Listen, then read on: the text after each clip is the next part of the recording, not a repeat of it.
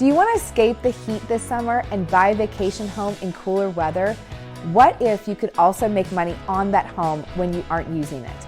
There are 3 important things to consider when purchasing a vacation rental.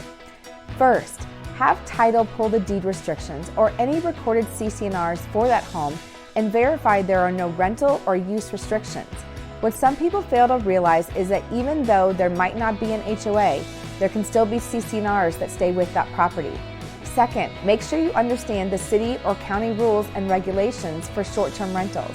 Some require you to register with the city and have a tax ID number.